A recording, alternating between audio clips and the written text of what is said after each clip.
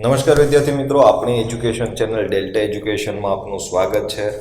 ધોરણ 12 વિષય વાણિજ્ય વ્યવસ્થા અને સંચાલનની અંદર ચેપ્ટર નંબર 4 વિશે આપણે અભ્યાસ કરતા હતા, જેની અંદર જે જૂના વિડીયો છે એ જો કોઈ વિદ્યાર્થી મિત્રોને જોવાના બાકી હોય તો તેની લિંક નીચે ડિસ્ક્રિપ્શનમાં આપી છે, ત્યાંથી તમે જોઈ શકો છો। અને હજુ સુધી જો આપણી ચેનલને સબસ્ક્રાઇબ કરવાની બાકી હોય તો જલ્દીથી ચેનલને સબસ્ક્રાઇબ કરી બાજુમાં રહેલો બેલ આઇકન છે એ ચોક્કસથી દબાવી દેશો।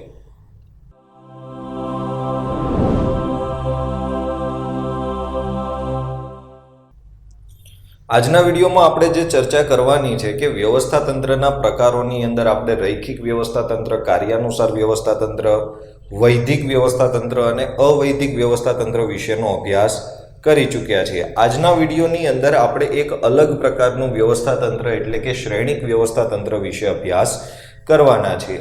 તો સૌથી પહેલા શ્રેણિક વ્યવસ્થા તંત્રનો આપણે અર્થ જોઈશું, તેની રચના, તેની આકૃતિ, એની સમજૂતી અને ક્યાં અનુકૂળ છે એના વિશેનો વાત કરવાની છે। તો સૌથી પહેલા શ્રેણિક વ્યવસ્થા તંત્ર એટલે શું? હવે આ વ્યવસ્થા તંત્ર છે એ જૂના સિલેબસની અંદર હતું નહીં અને પછીથી આ વ્યવસ્થા તંત્રને દાખલ કરવામાં આવ્યું છે। તો શ્રેણિક વ્યવસ્થા તંત્રને સમજવા માટે અમુક જે ઉદાહરણો છે એ ઉદાહરણોને બી સમજવા ખૂબ જ જરૂરી છે, પણ તેમ છતાં જ્યારે જરૂર પડશે ત્યારે ઉદાહરણ સાથે આપણે તેની સમજૂતી મેળવશું। સૌથી પહેલા વાત કરીએ કે શ્રેણિક વ્યવસ્થા તંત્ર એ આધુનિક સ્વરૂપનું વ્યવસ્થા તંત્ર છે, એટલે કે સૌથી મોડર્ન જે વ્યવસ્થા તંત્ર કહી શકાય એ છે શ્રેણિક વ્યવસ્થા તંત્ર। પરીક્ષામાં જો તમને પ્રશ્ન પૂછે કે નીચેના પૈકી કયું વ્યવસ્થા તંત્ર એ સૌથી આધુનિક વ્યવસ્થા તંત્ર છે, તો જવાબ છે શ્રેણિક વ્યવસ્થા તંત્ર। અથવા 1 માર્ક્સની અંદર આવો પ્રશ્ન તમને પૂછી શકે કે સૌથી આધુનિક વ્યવસ્થા તંત્રનું નામ જણાવો, તો શ્રેણિક વ્યવસ્થા તંત્ર છે એને આપણે આધુનિક સ્વરૂપનું વ્યવસ્થા તંત્ર કહીએ છીએ। હવે આ વ્યવસ્થા તંત્રને બે અલગ અલગ પ્રકારના માળખા હોય। અત્યાર સુધી આપણે જે બે વ્યવસ્થા તંત્રોની વાત કરી કે એક હતું વિભાગીય અથવા તો જે રૈખિક વ્યવસ્થા તંત્ર હતું એમાં અલગ અલગ આપણે વિભાગો પાડ્યા હતા, પણ એમાં માળખું એક જ હતું। એ જ પ્રમાણે કાર્યાનુસાર વ્યવસ્થા તંત્રની અંદર પણ માળખું એક જ હતું। હવે આ વ્યવસ્થા તંત્રની અંદર બે માળખા એટલે કે બે બાજુથી સત્તાઓની વહેંચણી થશે, એટલે કે બે અલગ અલગ પ્રકારના માળખા હોય। એમાંનું એક એ જે સામાન્ય ક્રમનું માળખું છે કે જે નિર્ણય પ્રક્રિયાનો ભાગ છે।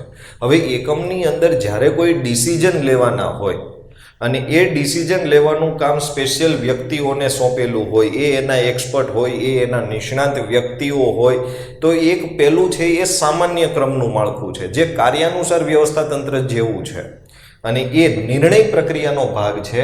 અને બીજું કે પ્રોજેક્ટ માળખું જે ટેકનિકલ પ્રશ્નોના ઉકેલ અંગેનું માળખું છે, એટલે કે જે અલગ અલગ પ્રકારના ટેકનિકલી પ્રશ્નો, જે ટેકનોલોજીને રિલેટેડ જે પ્રશ્નો ઊભા થાય એવા પ્રશ્નોના સમાધાન માટેનું માળખું એટલે પ્રોજેક્ટ માળખું, કે જેની અંદર ખૂબ વધારે ઊંડાણપૂર્વકનું નોલેજ છે એ ખૂબ જરૂરી છે। આમ સામાન્ય ક્રમનું માળખું અને પ્રોજેક્ટ માળખું બંનેના સંયોજનથી ઉદ્ભવતા માળખાને શ્રેણિક વ્યવસ્થા તંત્ર કહે છે। જો તમને પરીક્ષામાં પ્રશ્ન પૂછે કે શ્રેણિક વ્યવસ્થા તંત્ર એટલે શું, તો એનો જવાબ આપણે લખશું કે સામાન્ય ક્રમનું માળખું અને બીજું પ્રોજેક્ટ માળખું, આ બંનેનું સંયોજન, આ બંનેને જ્યારે ભેગા જોડી દેવામાં આવે તો એનાથી જે વ્યવસ્થા તંત્ર બને છે એ છે શ્રેણિક વ્યવસ્થા તંત્ર। હવે શ્રેણિક વ્યવસ્થા તંત્ર એ કાર્યાનુસાર તેમજ પ્રોજેક્ટ માળખાની લાક્ષણિકતાઓને સમાવતું આધુનિક માળખું છે। જો આપણે આગળ પણ વાત કરી કે જે સામાન્ય ક્રમનું માળખું છે ને એ કાર્યાનુસાર વ્યવસ્થા તંત્રની જેવું જ છે, કે જેમાં આપણે કોઈ એક અધિકારીને કોઈ કામ સોંપ્યું હોય તો આખા એકમ માટે એમણે એ કામ કરવાના રહેતા હોય છે, તો એને આપણે સામાન્ય ક્રમનું માળખું કહીએ છીએ। તો સામાન્ય ક્રમનું માળખું એ કોના જેવું છે, તો કે એ કાર્યાનુસાર વ્યવસ્થા તંત્ર જેવું છે, એટલે એની અંદર કાર્યાનુસાર ના પણ લક્ષણો છે અને પ્રોજેક્ટ માળખાના પણ લક્ષણો છે, એટલે કે બે લક્ષણો, બે વ્યવસ્થા તંત્રના લક્ષણો એક જ વ્યવસ્થા તંત્રની અંદર સમાવી લેવામાં આવે છે। હવે આ વ્યવસ્થા તંત્રમાં કાર્યાનુસાર વિશિષ્ટીકરણના લાભો મળી રહે છે, જો આપણે આના પહેલાના વિડીયોની અંદર કાર્યાનુસાર વ્યવસ્થા તંત્રની અંદર સમજ્યા હતા કે કોઈ એક વ્યક્તિને જે કામમાં એ વ્યક્તિ નિષ્ણાંત છે, જે કામમાં એને આવડે છે, જો એને એ જ કામ સોંપવામાં આવે તો આખા એકમ માટે એ કામ તેઓ વ્યવસ્થિત રીતે કરી શકે, જેનાથી આપણને વિશિષ્ટીકરણનો લાભ મળે. તો અહીંયા આપણને એ કાર્યાનુસાર વ્યવસ્થા તંત્ર પણ આનો જ એક ભાગ છે, એટલે એના લાભો પણ મળશે અને સાથે સાથે જે પ્રોજેક્ટ માળખું છે એનો પણ આપણને લાભ મળશે.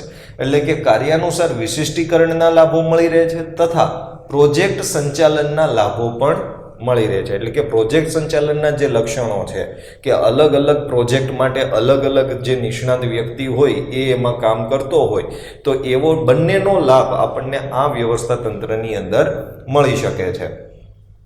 હવે આ વ્યવસ્થા તંત્રમાં બહુવિધ હુકમ પદ્ધતિનો ઉપયોગ થાય છે. બહુવિધ હુકમ પદ્ધતિ એટલે શું? તો કે એક અધિકારીને એક કરતા ઘણા બધા લોકો છે એ એને હુકમ આપે છે, એટલે બહુવિધ હુકમ પદ્ધતિ, કે જેમાં એક જ વ્યક્તિ હુકમ આપતો હોય તો આપણે એને હુકમની એક વાક્યતા કહી હતી, પણ અહીંયા એક જ અધિકારીને અલગ અલગ ઘણા બધા અધિકારીઓ છે એ હુકમ આપે છે, એટલે આમાં બહુવિધ હુકમ પદ્ધતિનો ઉપયોગ થાય છે. તો આપણે એવું કહી શકીએ કે અહીંયા હુકમની એક વાક્યતા જળવાતી નથી. જે હેનરી ફેયોલે સંચાલનના સિદ્ધાંતો આપ્યા હતા એમાં હુકમની એક વાક્યતાનો જે સિદ્ધાંત હતો એ સિદ્ધાંત શ્રેણિક વ્યવસ્થા તંત્રમાં સક્સેસફુલી થશે નહીં, કારણ કે એમાં એક અધિકારીને એક કરતાં વધુ અધિકારીઓ છે એ હુકમ આપે છે.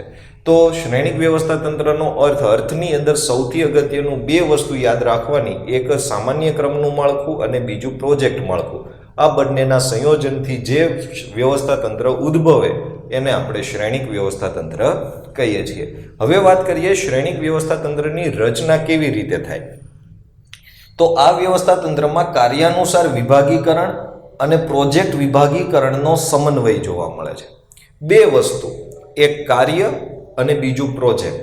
હવે આપણે એક ઉદાહરણ દ્વારાની સમજૂતી મેળવીએ. એક તો સૌથી અગત્યનો પ્રશ્ન એ છે કે આવા પ્રકારનું માળખું ક્યાં જોવા મળે.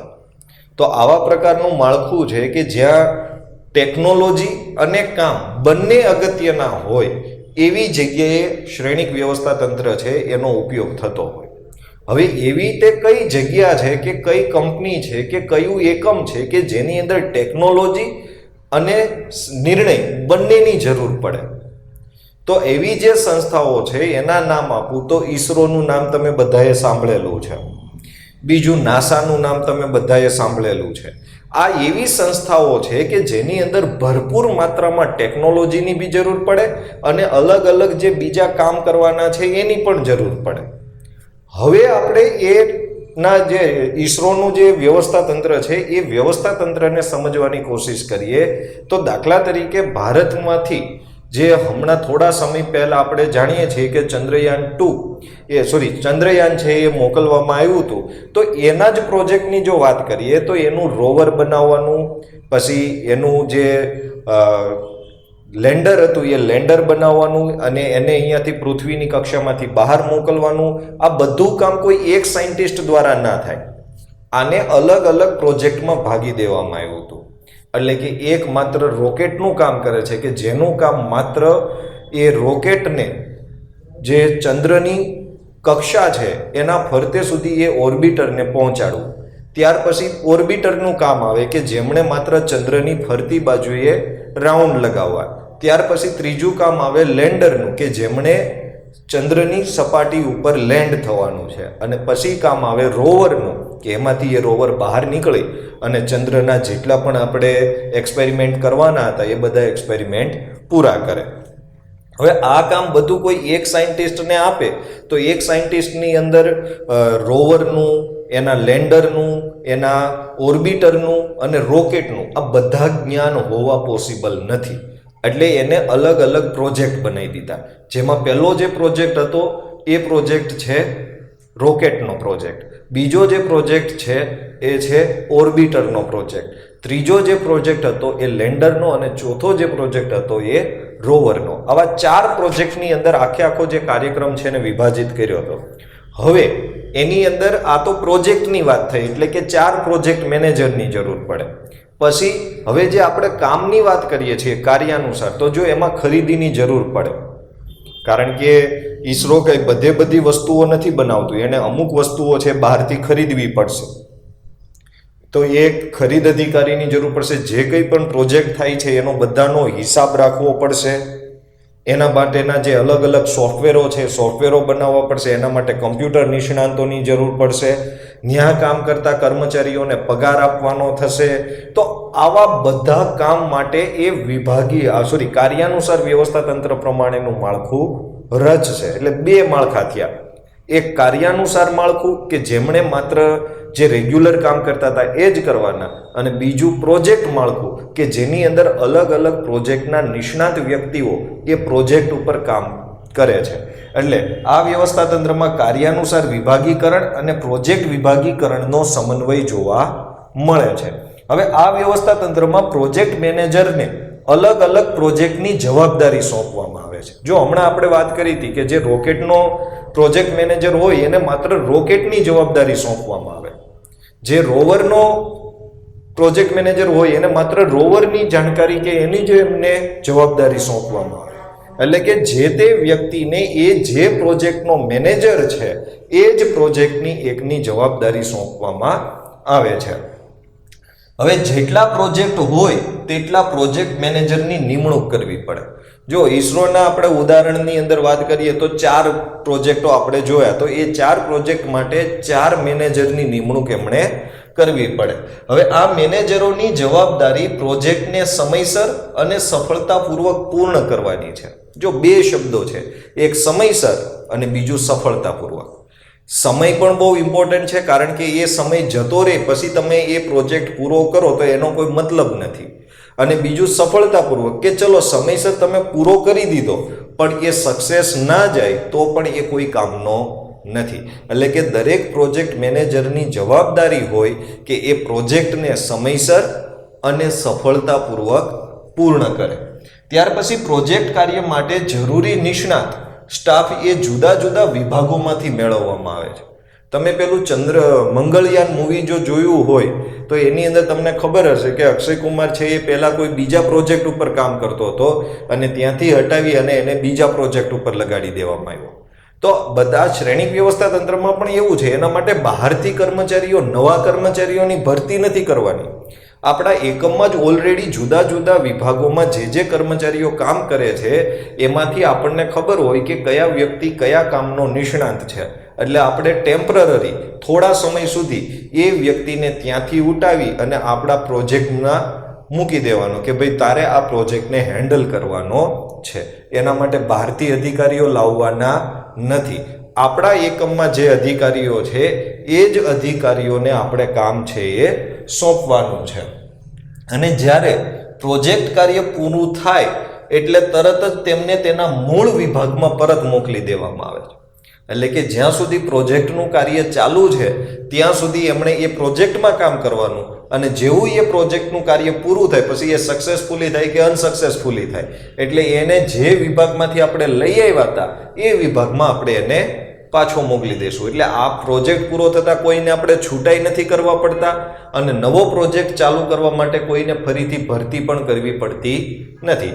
અંદરો અંદર જેટલા કર્મચારીઓ છે એમાંથી જ આખું માળખું છે એ તૈયાર થઈ જાય છે.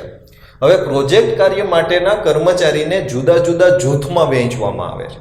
પછી એક અલગ અલગ ટીમો બનાવે જેની અંદર સંશોધન અને તાલીમ નિષ્ણાંત હોય તો એનો એક વિભાગ, ઉત્પાદન નિષ્ણાંત હોય તો એને ઉત્પાદન વિભાગમાં મૂકવામાં આવે, કમ્પ્યુટર નિષ્ણાંત હોય તો એને કમ્પ્યુટર અને સંશોધન વિકાસની અંદર વિભાગની અંદર આપણે મૂકી શકીએ.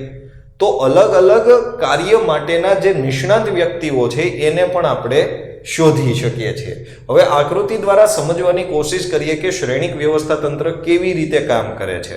અને બીજું કે માત્ર ને માત્ર આકૃતિ છે એ પણ 2 માર્ક્સની અંદર પરીક્ષામાં પૂછાય છે કે શ્રેણિક વ્યવસ્થા તંત્રની આકૃતિ દોરો. એમાં કોઈ જ સમજાવવાની જરૂર નથી, માત્ર ને માત્ર આકૃતિ દોરવાના પણ 2 માર્ક્સ મળી શકે છે. તો આકૃતિને ખાસ તો જોવાની જરૂર છે, કારણ કે ખોટી રીતે દોરેલી લાઈનો એ તમારા માર્ક્સ કાપી શકે છે.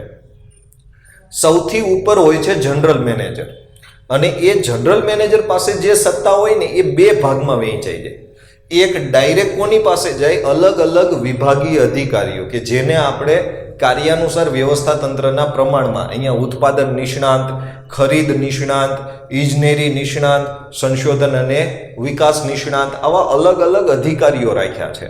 હવે ઉત્પાદન નિષ્ણાંતનું કામ શું? તો કે આખા એકમમાં જ્યાં પણ કોઈ વસ્તુ બનાવવાની હોય તો એ કામ ઉત્પાદન નિષ્ણાંતનું. ખરીદ નિષ્ણાંતનું કામ શું? કે આખા એકમની અંદર કોઈ પણ જગ્યાએ કોઈ પણ વસ્તુની ખરીદી કરવાની હોય, એ કાચો માલ હોય કે પછી કોઈ મિલકત હોય, કોઈ પણ વસ્તુની ખરીદી કરવાની હોય તો એ ખરીદ અધિકારી કરી આપશે. ઇજનેરી વિભાગ કે આખા વિભાગની અંદર ક્યાંય પણ એન્જિનિયરિંગને લગતો કોઈ પણ પ્રોબ્લેમ હોય તો એને સોલ્વ કરવા માટે એ એન્જિનિયરને અથવા તો એન્જિનિયર વિભાગનો જે નિષ્ણાત વ્યક્તિ હોય એને આપણે મળી શકીએ છીએ. અને કોઈ નવા સંશોધનો કરવાના હોય તો એ સંશોધનો માટે આખી ટીમ અલગ હોય છે. તો એક એમનો બધો સત્તા જશે આવા અલગ અલગ નિષ્ણાત વ્યક્તિઓ પાસે. પછી એની બીજી જે સત્તા છે એ જશે પ્રોજેક્ટ મેનેજર પાસે. હવે અહીંયા તમને એવો કોઈ પ્રશ્ન પૂછે કે શ્રેણિક વ્યવસ્થા તંત્રમાં ખરીદ અધિકારી છે, એની ઉપરનો અધિકારી કોણ? તો એની ઉપરનો અધિકારી કોણ છે? General manager. તો એ જ રીતે પ્રોજેક્ટ મેનેજર જે છે તો પ્રોજેક્ટ મેનેજરનો ઉપરી અધિકારી કોણ? તો તમે જોઈ શકો છો આકૃતિમાં કે પ્રોજેક્ટ મેનેજરનો પણ ઉપરી અધિકારી સીધો કોણ છે? General manager. એટલે અહીંયા આપણે કાર્યાનુસાર વ્યવસ્થા તંત્રની જેમ અલગ અલગ ભાગ પાડી દીધા અને અહીંયા પ્રોજેક્ટ જેટલા પ્રોજેક્ટ હોય એટલા આપણે ઉદાહરણમાં 3 પ્રોજેક્ટો અહીંયા લખીએ છીએ કે project manager 1, project manager 2, project manager 3. હવે એમની પાસેની સત્તા છે એમને આપણે આડી લાઈનો આપશું. એનું કારણ એ છે કે પ્રોજેક્ટ મેનેજર 1 છે એની સત્તા આ રીતે, એટલે કે માત્ર ને માત્ર પોતાના પ્રોજેક્ટ પૂરતી. હવે એ 1 નંબરનો મેનેજર એ 2 નંબરના મેનેજરના કામમાં હળી કરવા જશે નહીં, અને એ જ રીતે 2 નંબરનો છે એ 3 નંબરને હળી નહીં કરે. એટલે કે દરેક મેનેજરે માત્ર પોતાના પ્રોજેક્ટ ઉપર કોન્સન્ટ્રેટ કરવાનું છે. બીજાના પ્રોજેક્ટમાં શું ચાલે છે, સમયસર થયો કે નથી થયો, એનાથી એને કોઈ લેવા દેવા નથી. એટલે એમણે માત્ર પોતાના પ્રોજેક્ટ વિશે વિચારવાનું. હવે ઉપરમાં તમે જોશો તો એ લાઈનો ઉપરથી નીચે તરફ આવે છે. એટલે કે જો ઉત્પાદન વિભાગ વાળો જે વ્યક્તિ છે કે ઉત્પાદન નિષ્ણાંત વ્યક્તિ છે, એણે પ્રોજેક્ટ નંબર 1 માટે પણ ઉત્પાદન કરવાનું, પ્રોજેક્ટ નંબર 2 માટે પણ ઉત્પાદન કરવાનું, પ્રોજેક્ટ નંબર 3 માટે પણ ઉત્પાદન કરવાનું. એટલે કે જેટલા પ્રોજેક્ટ છે એના માટે કંઈ પણ ઉત્પાદન કરવાનું હોય તો એ ઉત્પાદન અધિકારીને મળવાનું. કોઈ પણ ને કોઈ વસ્તુની જરૂર છે, ખરીદવી છે, એ પહેલા પ્રોજેક્ટનો હોય, બીજા પ્રોજેક્ટનો હોય કે ત્રીજા પ્રોજેક્ટનો હોય, એમણે કોને જાણ કરવાની? ખરીદ વિભાગને. તો આ રીતે આખે આખું જે વ્યવસ્થા તંત્ર છે કામ કરે છે. આમણે બધા પ્રોજેક્ટ માટે કામ કરવાનું છે, પણ એણે ઉત્પાદન વિભાગ વાળાએ પછી ખરીદીમાં માથું નથી મારવાનું. ખરીદી વાળો છે એ ઇજનેરીમાં માથું નહીં મારે. તો એકબીજાને એમને જે કામ સોંપવામાં આવ્યું છે એ જ કામ એમણે કરવાનું. અમને કામ પ્રોજેક્ટનું આપ્યું છે તો એ ખાલી એક જ પ્રોજેક્ટનું કામ કરશે. અમને ઉત્પાદનનું કામ આપ્યું છે તો આખા એકમ માટેનું એ ઉત્પાદન કરશે. હવે આકૃતિની સમજૂતી લખવી પણ જરૂરી છે કે ઉપરની આકૃતિ પરથી જણાય છે કે શ્રેણિક વ્યવસ્થા તંત્રમાં સત્તાનો પ્રવાહ બેવડો હોય. બેવડો એટલે જે પિન ટલ્લી થઈ ગયો હોય એ નહીં. બેવડો એટલે 2 તરફથી હોય. આપણે અહીંયા જોઈએ છે કે એક ઉપરથી નીચે છે અને બીજો સત્તાનો પ્રવાહ છે એ ડાબીથી જમણી બાજુનો છે. જેમ કે જનરલ મેનેજર તરફથી વિવિધ વિભાગોને તેમજ વિવિધ પ્રોજેક્ટના મેનેજરોને ઉપરથી નીચે તરફ સીધી રેખામાં સત્તાનું વહન થાય. તમે જુઓ, જનરલ મેનેજર તરફથી વિવિધ વિભાગોને, અહીંયા જનરલ મેનેજર છે એની પાસેથી ડાયરેક્ટ આ અલગ અલગ વિભાગોને જે તેમજ વિવિધ પ્રોજેક્ટના મેનેજરોને, હવે જનરલ મેનેજર પાસેથી જ ડાયરેક્ટ કોને મળે છે? પ્રોજેક્ટ મેનેજરને. એટલે આનો મતલબ એ થાય કે જનરલ મેનેજર પાસેથી બધા વિભાગને અને જનરલ મેનેજર પાસેથી બધા જ પ્રોજેક્ટના મેનેજરને ઉપરથી નીચે તરફ સીધી રેખામાં સત્તાનું વહન થશે. તમે કહેશો સાહેબ બોર્ડમાં તો તમે વાકી આડાવળી લીટીઓ દોરી છે, પણ ખરેખર એ સત્તાનો પ્રવાહ ઉપરથી નીચે સીધી રેખામાં છે. તમને કોઈ પ્રશ્ન પૂછે કે પ્રોજેક્ટ નંબર 1 ના મેનેજરની ઉપરનો અધિકારી કોણ, તો તમે સીધો જવાબ આપશો જનરલ મેનેજર. એટલે આપણે અહીંયા તો આકૃતિમાં દર્શાવવા માટે આ રીતે લખીએ છીએ, બાકી એની જે તરતનો ઉપરી અધિકારી છે એટલે એને ઉપરથી નીચે સીધી રેખામાં કહીએ છીએ. હવે જુઓ, ડાબી બાજુ એ પણ દર્શાવ્યું છે કે દરેક પ્રોજેક્ટ મેનેજર સ્વતંત્ર રીતે કાર્ય કરે છે, જેઓ જુદા જુદા પ્રોજેક્ટના નિષ્ણાંતો છે. ડાબી બાજુ એટલે આ બાજુ. અહીંયા એ પણ દર્શાવ્યું છે કે દરેક પ્રોજેક્ટ મેનેજર એ સ્વતંત્ર રીતે કામ કરે, એટલે કે એક પ્રોજેક્ટ મેનેજર બીજાને કોઈ હેરાન નથી કરતો, બીજો કોઈ ત્રીજાને નથી કરતો, બધા પોતપોતાની રીતે સ્વતંત્ર રીતે કામ કરે છે. હવે પ્રોજેક્ટ નંબર મેનેજરને ઉત્પાદન વિભાગ, ખરીદ વિભાગ કે ઇજનેરી વિભાગ વાળો હુકમ ન આપી શકે, એને ઓર્ડર ન કરી શકે, કારણ કે એને પણ ડાયરેક્ટ સત્તા જનરલ મેનેજર પાસેથી મળે છે ને આને પણ ડાયરેક્ટ સત્તા જનરલ મેનેજર પાસેથી મળે. એટલે અહીંયા જેટલા નામ લખ્યા છે એ બધાને ઓર્ડર કોણ આપી શકે?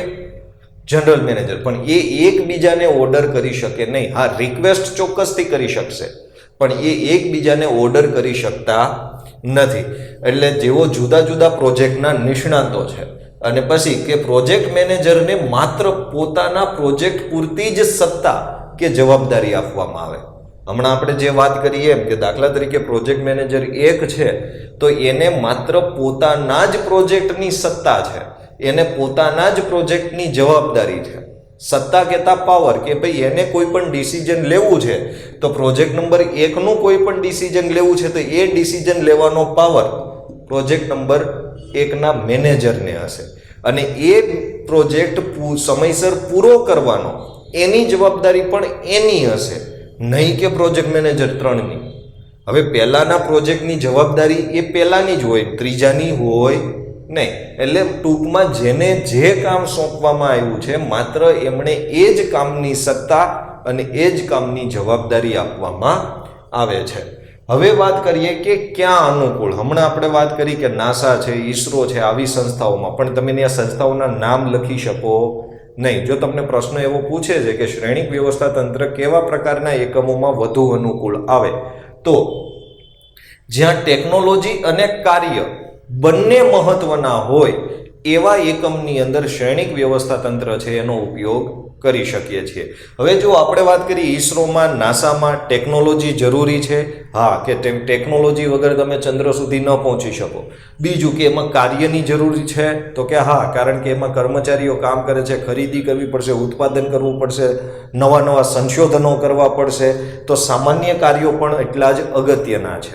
તો એવા પ્રકારની સંસ્થાઓમાં કે એવા પ્રકારના એકમોની અંદર શ્રેણિક વ્યવસ્થા તંત્ર છે એ વધુ અનુકૂળ આવે છે. તો આજના વિડીયોમાં બસ આપણે અહીંયા સુધી રાખીએ છીએ. જો કોઈ વિદ્યાર્થી મિત્રોને કંઈ પણ પ્રશ્નો હોય તો તમે નીચે કોમેન્ટ બોક્સની અંદર પૂછી શકો છો, અને જો વિડીયો પસંદ આવે તો મિત્રો સાથે શેર કરવાનું ભૂલશો નહીં. અને જો હજુ સુધી તમે અમારી ચેનલને સબસ્ક્રાઇબ ન કરી હોય તો જલ્દીથી ચેનલને સબસ્ક્રાઇબ કરી બાજુમાં રહેલો બેલ આઇકન છે એ ચોક્કસથી દબાવી દેશો. આજના વિડીયોમાં બસ આટલું જ. વધુ અભ્યાસ સાથે નવા વિડીયોની અંદર મળતા રહીશું. ત્યાં સુધી રજા આપશો. અસ્તુ. જય હિન્દ.